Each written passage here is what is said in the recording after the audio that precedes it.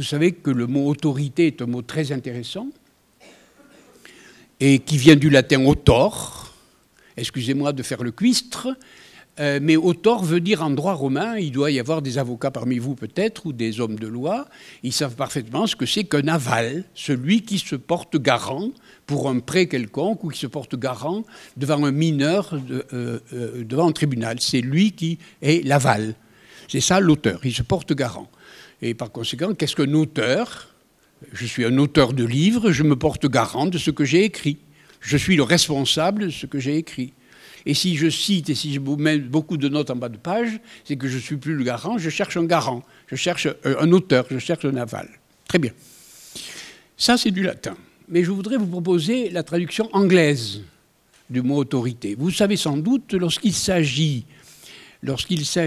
de commissaire-priseur ou de vente de cette manière-là, les Anglais disent auction.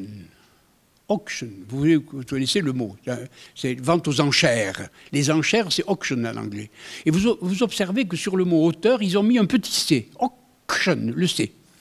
Eh bien, ce C-là, c'est du latin pur, parce que l'anglais est souvent plus proche du latin que le français. Ben, c'est le mot ogeo, le verbe latin ogeo, qui veut dire augmenter.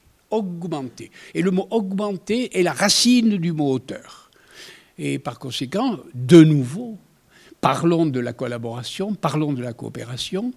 L'autorité ne peut se définir de la façon la plus ancienne, parce que c'est ça, littéralement, que cela signifie, par la manière d'augmenter quelqu'un.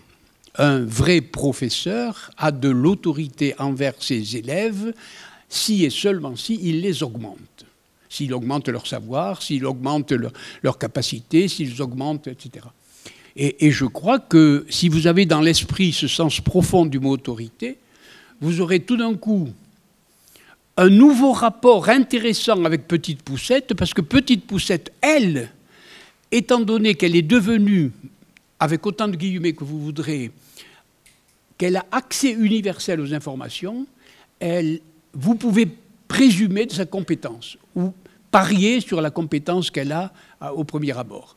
Et par conséquent, elle est déjà en partie augmentée sans vous.